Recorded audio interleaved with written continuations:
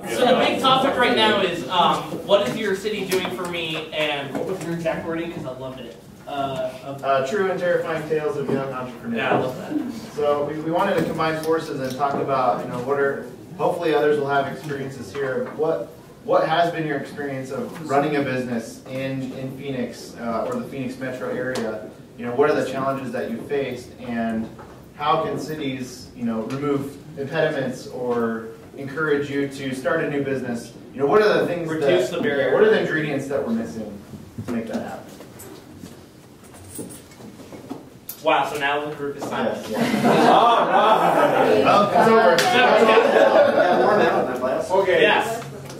I'm with the City of Goodyear. My name's Jerry Gelser. Hi, Gary. And we are creating a new position in our economic development. And I haven't figured out what the title is, and the bureaucrats we're trying to mess this up.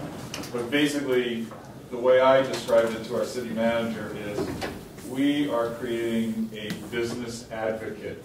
And the technical skills that we want this person to have, in addition to a marketing expertise and a small business understanding, is they need to understand the city code and the fire codes. So we want somebody we are going to have a person that if you come into the City of Goodyear and say, I have an idea and I want to start this business, they are going to walk you through the process of getting a city license, getting a place. They will try to manage the bureaucracy, or at least smooth the bureaucracy out. And one of the things I fought for was not having this person work in the planning department, because then they got a planning mentality and a regulatory mentality. But we want them to have an entrepreneurial orientation. I think Lori wants to say something. I'm sorry. So I'm with Chandler's Economic Development Office, but I have private sector in between, and I'm married to an entrepreneur. So I have a little bit different focus, and so I'm speaking without the city hat right now. But it's one thing that we balance. I know that we have to get people through those processes, but we also have to recognize that we want to encourage location-neutral earners in our community. So if people want to run their business out of their home, we don't have this planner coming to their door and banging on and saying, I need to inspect that to make sure that you're not doing anything in your house illegally.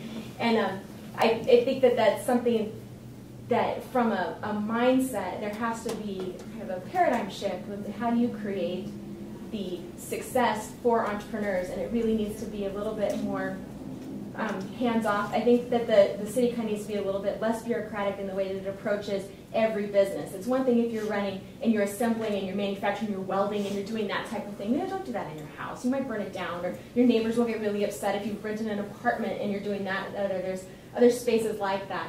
But from let's help you smooth out the bureaucratic process. I think that's important. We do have a team like that in Chandler, but there also needs to be kind of an understanding, a paradigm shift in that work doesn't look like work does or has in the last 5 or 10 years.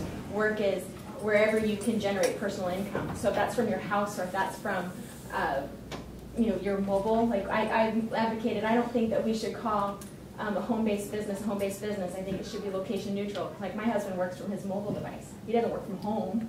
He works from wherever he has a stage or wherever he has an internet connection. Mm-hmm. And I think more and more people want to go in that direction, and it doesn't make sense to funnel those folks into a city process. It makes more sense to build a city process around what's going to further that type of innovation. And I'll say really quickly that Chandler is reasonably good at this kind of thing, but Lori's teaching us and we have a lot to learn. I would say, who cares? Like that. If I've decided that I'm going to start a business and I got to go through all that crap, I know I have to deal with that. And smoothing that process, yeah, that's great and make it a little bit easier. But what you really want to figure out is how do you identify and find the people who are going to start new businesses, either location neutral or however they want to do it. How do you encourage those people who are living inside your city to actually do that, to take the risk on the idea that they're thinking about and leave the crappy job that they're working in and build something new? And making building codes easier to, making permits easier to get doesn't matter. it's a problem that is much earlier in the food chain than that, at least in my opinion. But that was the last thing I cared about when I started my business. I wasn't thinking about, oh my God, what permit do I need and all of that stuff. So what were you worried about? I was worried about making my business work. Who am I going to hire? Who are my clients? So did you get like SBA consulting and SCORE consulting? No, no. Okay, so what did you do? www.google.com. What are you looking for? What would help you? So the thing that was most important. Basecamp. Yeah. Well, no, I mean those are all utilities that are great and easy. It was really about finding people to mentor me and work with and learn from their mistakes, and people who are experienced and have been down this path before. That was the most crucial thing that helped my success. It wasn't about any of the. What SCORE does. God help me ever have to go to ACC, because I really just don't even want to have to ever face it. The Arizona Corporate Commission. But the Arizona Corporation Commission is easy. I mean, you if fill you're out gonna two be pieces of there paper, and you become fax it, successful, you pay $145, Yeah. and 12 days later you have a business. Right. None of that is a stumbling block. I can tell that to someone. So the question is, but it's not about that, because It's so not about it. it's not about that at all. It's okay. I can fill out paperwork. It's why do I want to fill out the paperwork? Why do I want to not get a job after college and fill out that paper and say I'm starting my own business? How am I going to make money? And if I'm good, what am I going to do to know that if I don't make money, I have options? And okay, you're going to make money. Now, how? What are you going to do? What's the city going to do for you? Wait a second. What's the city have What is Yeah. what is the city? That's what we're not What getting. does the city do to impede that? Yeah, the city is a regulator. The city's not going to help you figure out how to do a business. Why not? Let me They're not going to help. They're not going to push me to start. You want government to tell you how to start your business. No, I don't want them. I don't want you to tell me how. I want you to tell me to. I thought that was the whole point of this.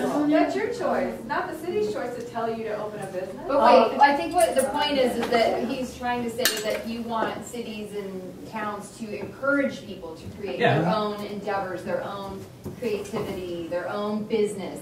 As opposed to incentives to someone else to come in. As opposed to job I'm a political liberal, but I'm not sure I think that's a function of government. That isn't. Well, you know what? It may be a function of government to make that process as easy as it can possibly be. Because being someone from, I guess, a creative business, kind of the thing that we can't stand is bureaucracy, paperwork, red tape. Anything you can do as a city to take all we want to do is comment, or all we want to do is figure out how to run our business, and that we're so focused on exactly what we do, how we interact with our customers and things like that. We don't want anything. Hang on. I think the point of this is not how is the city going to help me start my business. How is the city an attractive place for me to open my business and be part of that city and part of that community? What incentives beyond the bureaucratic paperwork are there out there? And I'm not talking financial or monetary incentives. I'm talking about why would I start a business in Chandler? What would be the point? Well, and go back to your last conversation of connectedness. Right. So do you want to keep that conversation going? Well, most people I would are say, in that, but. I think, Grady, that if I can call you that, because I've been waiting to call you that. Gee, how exciting! Maybe we could have a drink afterwards. I think the function of government, though, is to create the platform for businesses to succeed. So something that's been very true to like the way that Chandler has been investing in infrastructures for, say, like an Intel. We did that decades ago. Now it's investing, how do you create that infrastructure for the types of stuff that's happening at Gangplank? That is the function of government. I think that that's a paradigm that we need to operate from, is how do we create that platform for possibility to actually occur? What is that platform then? Right, and I think your earlier point about location neutral is a good point in that regard. What else? Well, I think what you're really saying is how do I create a neighborhood working environment?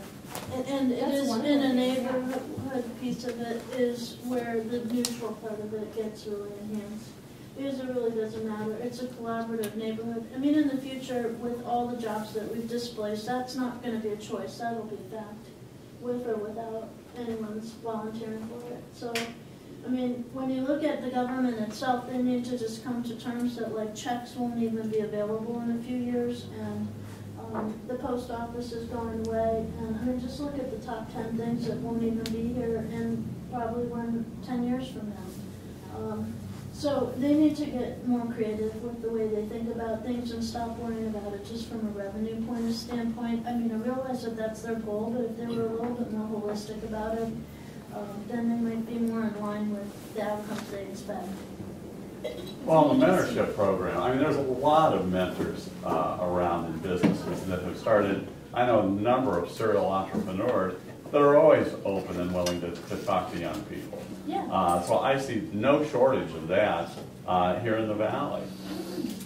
But from a government standpoint, though, the things that we can do are make those things where we have tons of space that go unused on the weekends. We can open up that space and make that available for mentorship to occur.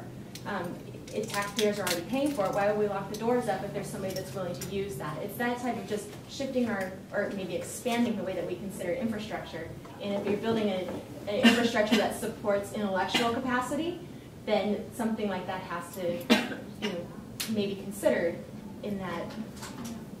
And part of the infrastructure then creating, is part of the infrastructure then the city kind of being the connector between those mentors out in the community and those businesses that want to start, and not something formal like SCORE or any of those kinds of programs, but it's an informal structure so that you say, yes, we have this space, and yes, we have these mentors, and here's what we can do for you.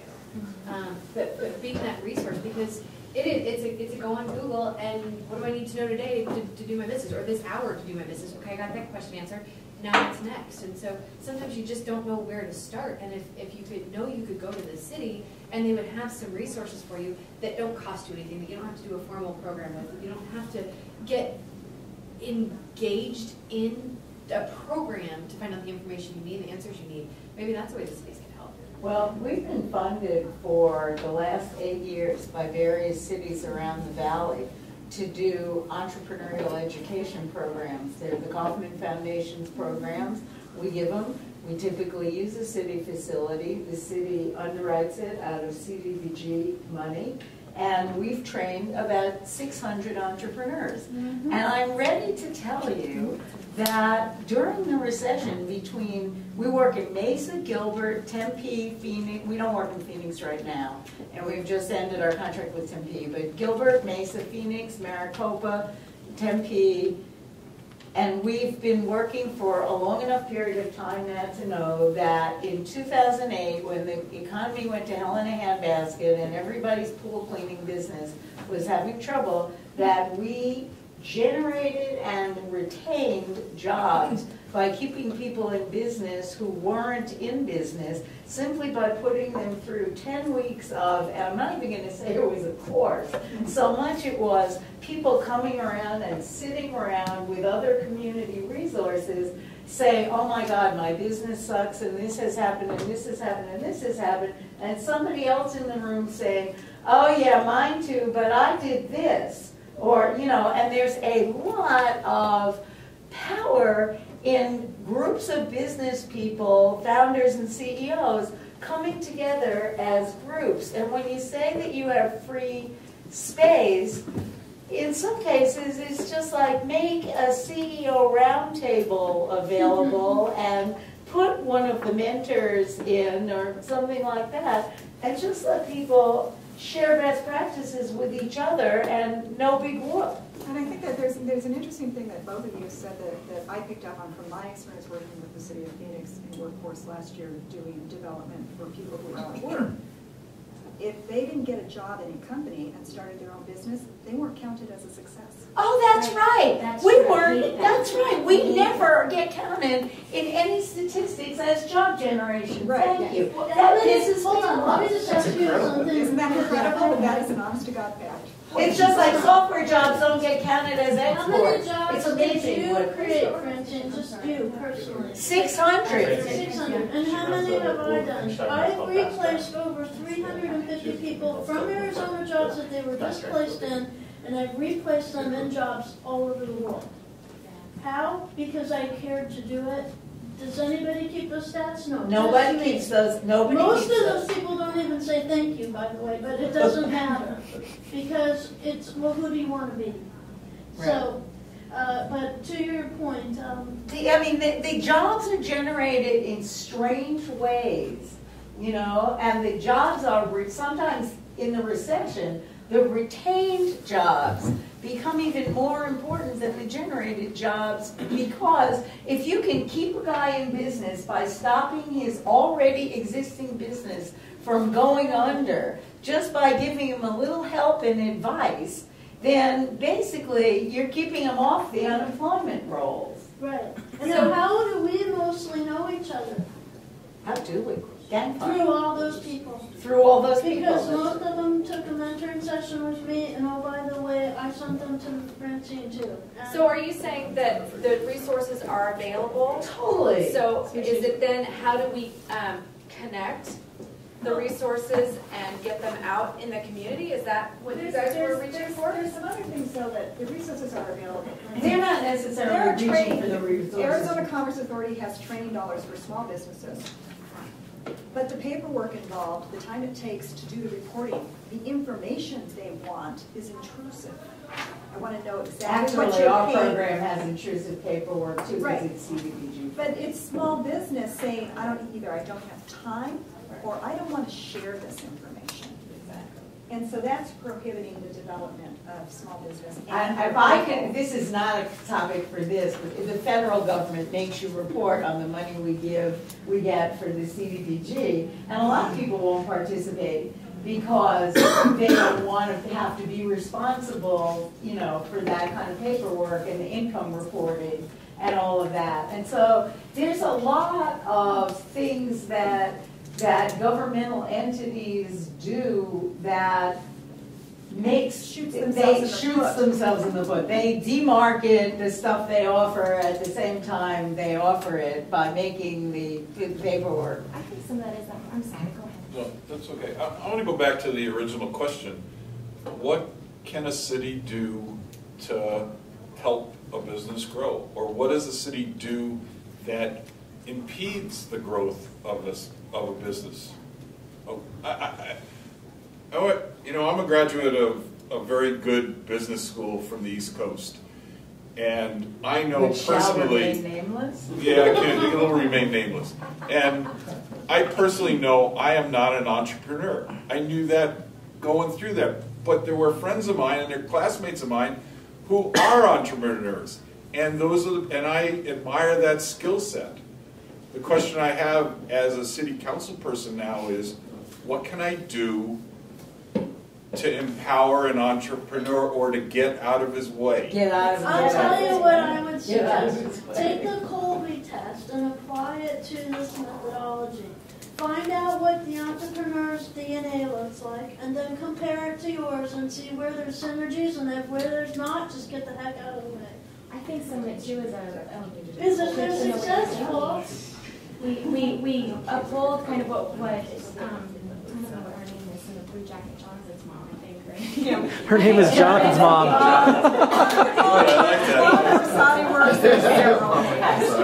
totally thought you never know.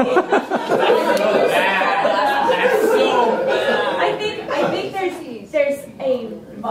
and what we value kind of needs to change from a public standpoint. We do seem to value, and I throw myself in the we because I have to report numbers too.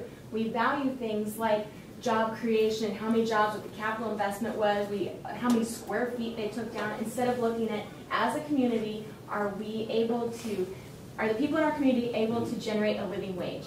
Right. That should be how we should gauge things. And so if you do that by stringing together a couple of consulting gigs, that's a success. And I think sometimes we get really stuck in the trap of a mindset of you're not successful unless you've located the big This is another one of these areas too where Arizona and Metro Phoenix tend to not report statistics, which we do well at. This is actually a pretty good place for new business formation. We've been at the top of that list various times. Home-based businesses, I've seen a statistic on which Metro Phoenix is #1 in the United States on home-based businesses. I don't know if it's true or not, but there's a bunch of stuff like that that nobody publicizes that. And Because that's it's this issue because it would ruin just- the real estate community. Yeah. Yeah. Well, and wouldn't you agree? And I think that somebody who doesn't have to go and sit in a cubicle for 8 to 10 hours a day is the type of person that you maybe want more involved in your community, or that's the type of worker that you want in your community because they can be more involved in your kids' school, because they can be more involved civically, because they don't have necessarily the trappings of being stuck and working for a corporation. I think our values probably need to shift a little bit. And it's a societal value shift, not just a governmental value. Yeah, yeah. So when we talk about cities doing things for small businesses, how do you, those of you that are involved in city governments, how do you feel you're doing, one, marketing businesses to other businesses or to the local community, and then two, contracting city services to local businesses? I want to hear from some city people about that. Go ahead. I'll say marketing, contracting business to small companies, we suck, okay? Because either it's the lowest bidder or you're a qualified. Right. So how long? So I'm not on any city vendor list. How long would it take me to get on? I have no idea. I honestly tell you, I have no idea. It depends on who you're working with. It depends on what it is, but I have sons who started a business together, and what they do is they rent tables, chairs, party equipment, supplies. Most cities, and ASU as well, will not even let them apply until they've been in business for 5 years. Yep. So there's an immediate barrier. Yep. So that right there, Right, that's a great question, and I think to add to that, most of the time when you look at where the dollars get spent on public policy, and I'll take one as an example, Arizona Science. Ask the SMB group of that group who's creating innovation in science and small business, how much of that money gets to them? None. So is that something that, you have something? I was just going to say that our council is very conscious of trying to do business with local businesses, but it's an uphill battle. And part of the reason is because I don't know whether it's a time constraint or if it's laziness or what, but we tend to use existing contracts that other cities or the state or someone have set up rather than going out and bidding things. And our council has gone back and said, wait a minute, we see no local vendors in this, go back and bid it again. We want local people at least to have a chance to bid on it. And that's a really easy thing for you to say. It's not, I mean, and as a small business owner, I understand. It's a government, you've got to do your bids, there's a process to follow. That's good, because we know that hopefully protects people, hopefully. But I think that there's a lot, especially in the marketing of things. I mean, I remember, because I have another business that operates out of Tempe, and when we started it, they invited us to go present to the city council, and show some stuff. And I talked to the person. They were like, "Well, it's at 6:30 in the morning this Tuesday, and we need you to come in for an hour and do this." And I was like, "Okay, well, are you guys going to show video of this or show it to other people, or is this just for the 12 council members?" They're like, "Well, it's just for the council members." I was like, "So what's the benefit?"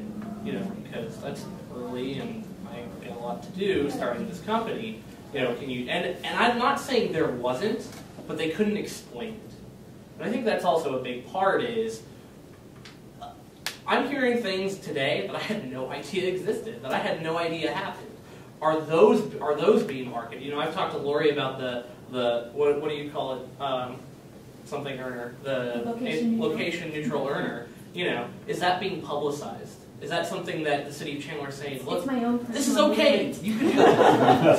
So I think that's a big thing. But I think that, if the council and the government is conscious that, look, we can't give these contracts to small businesses because of the time, you're just not going to get it this time. We can get you on the right track to maybe get it next time. Can they do something else? Can they be the networker, knowing the information they have? Because you guys have the numbers and you have the statistics and you have all the names and the addresses and everything. Can you do something as simple as, here's the downtown Chandler Small Business of the Week? It could be an email. It's not hard.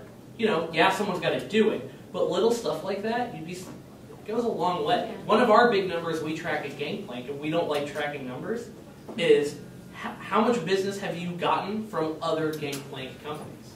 That's a huge deal for us. But that's something that as a city we like to see because we can kind of help. Then I mean, it helps us make the case for why we should continue to support Gangplank. But you know, the numbers thing is.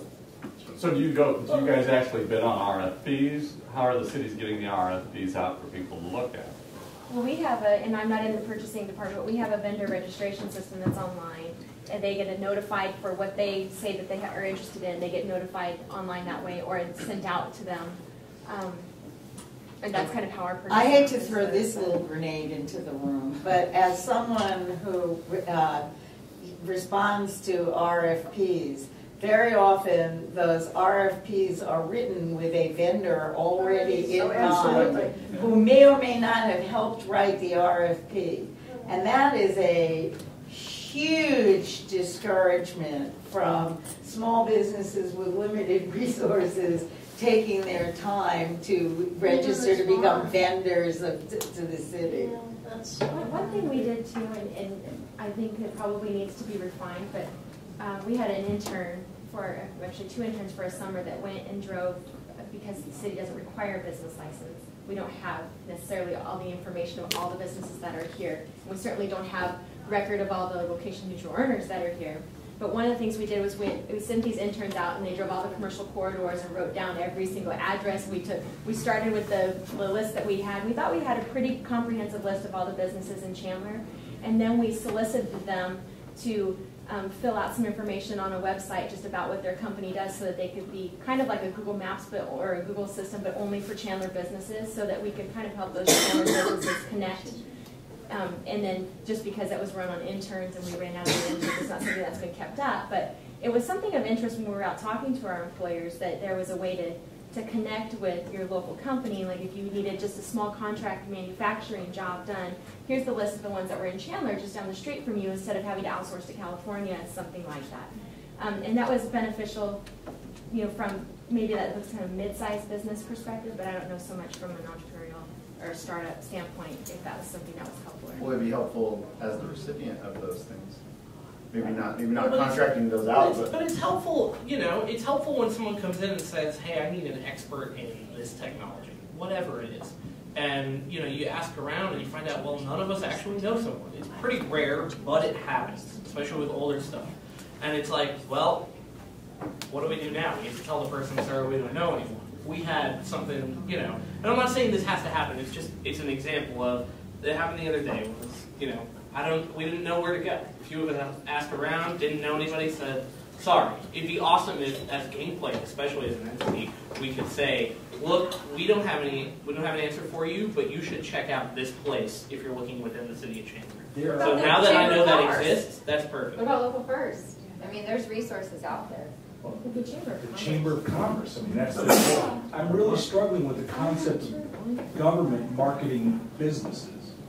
I mean, that's just an entree into kickbacks. And well, and I don't think there are organizations that are designed. Chambers, become a member of your chamber. That chamber will then spread your name. Better Chamber publicized Business Bureau. Okay. We have infrastructure. Yeah, but the Better Business Bureau is, I mean, that's $600 a year is a lot of money when you've got none. $600 a year to market your business. No, but they don't. But how does the Better Business Bureau market my business? You want to spend taxpayers' dollars to market. No, so I'm not saying I want the government to market my business. It's the fact that the Chamber of Commerce has all these tools already. As a small business, is the Chamber of Commerce doing what they can to approach me and say, we have all these tools, please use them. We did all this. They would when you pay your membership. Yeah. But I think as a small business owner that's gone through this, if I have $600 to spend on something to market my business, Chamber of Commerce is very low on the list. I'm going to go Google AdWords, Facebook. You can't measure a return on it. I think we're getting so hung up on city governance. That's not the point. The point is, how do you make a city where businesses want to be? City or community? Community is probably a better word. I think community, kind of take that yes, government. I think we're getting I way think too hung you're up saying on city differently than most of us yes. are thinking city. It's community. It's saying, what are all the resources? And the chambers are out there. Some chambers are good, some chambers are not so good. Some chambers are very focused on their large partners and not small businesses. there are small business associations that have been around a long time, and so they're caught up in, this is the way we've always done things, and there's a new type of business coming in that says, you're not giving me the services, what can the community as a whole do? I think is really the question. So Jake, do you have any good examples of what other communities have done to encourage business development, encourage new business development and entrepreneurship that we could take a look at and say, well, how can we do those things here? Right. How can we encourage I think that? the challenge is it's really an entire ecosystem from top to bottom, and it's very difficult to just start it. It has to grow, and it takes a lot of time, and it's really messy and really ugly, and so we like to compare ourselves to San Francisco a lot. But they're 40 years ahead of us. They got a huge head start on doing this just from a technology side. As a city, they're 100 years ahead of us. That's where you bring the city back in. Is the city has a viable interest in being engaged in this because it's economic development for them. Right, So you're not asking the city necessarily to give you something. No. You're asking the city to engage in small business development because that's where growth is going to come from. It's not going to come from your second phase organizations that aren't going to be able to handle that next break point. It's going to come from the small businesses that are growing. Well, it's the way people live. It's to make sure transportation. businesses are It's successful in our everything. community. It's my job to It's make your sure they're job. successful in our community. And so if that means connecting people, being that connection point, because that's what helps people be successful, maybe I'm doing it wrong according to the city standpoint, but Well, and I would say that it's my job. the Chamber has done absolutely nothing for us, and the Economic Development team for Chandler has done amazing things for us. And that's a pretty messed up situation, I think. It shouldn't work that way, but that's the truth. And I don't want to bash on anyone, but the thought of going to the Chamber of Commerce never even crossed my mind. I've been to it. I've paid all those fees. It's done absolutely nothing. Yeah. I did it for years. And I love it. I've done it for years. But it's not about that. Your generation used that as a completely outmoded model. Well, and I think you're probably right. Well, but it doesn't have to be. Is the point? There's a lot because it may need a complete rebrand. Oh yeah, because it may need a different name. Here's a really interesting example of that. There's a person looking for a job now as a Ruby on Rails developer or for consulting work in Ruby on Rails. Ruby on Rails, for those of you who don't know, is a very popular tech platform for building certain applications. And I cannot count the number of times people that I know have asked me for a Ruby on Rails developer, and that I could refer this guy on and probably will. But if a Chamber of Commerce were truly effective, they would be, he could belong to that chamber, and that chamber could send out an email newsletter saying X is available for consulting work on, But I don't think a chamber has to be a job board. I mean, what it should be is you should be able to go to the chamber and the chamber point you to the right job board or to the right person. That's a connectivity thing. So I think that's really important that on a very specific level you can find what you need, and that's the connecting small businesses from the Chamber of Commerce and the city government or the community. But I don't think we want to push groups like that to be so granular that they lose their real focus and what they're good at. Because if that were the case, I'd say... What exactly else are they good at? What is that? I think the point is are they relevant? And that's the question. And I think that's also we need the answer. So that's the point that I think Francine... And if networking consultants and jobs, is what's happening in this then community... you clearly got this figured out. So don't stop. So I'm being yelled at, we have to stop. So I think we need to have 3 actionable items. I think one, if I could propose, is to take Laura's concept of location neutral earner and really promote that. Like, let's make that it's okay to substantive. be a location neutral earner. Let's start to shift the paradigm and the social mentality of it and the acceptability that it's okay you're not employed, that it's okay to earn money by stringing together a couple of consulting gigs and making a living wage. That's huge.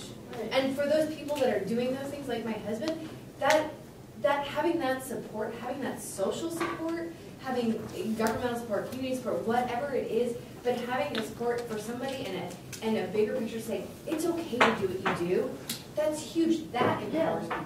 That Instead empowers people to of want to start taking their the own mentality of saying, you know what, it'd just be better to be invisible because what they don't know we can't pick them. You know, but what I'm gonna do is better unsaid. I've been a location neutral learner all my life. It's pretty fun. Now there's a word for it. Yeah. Use it.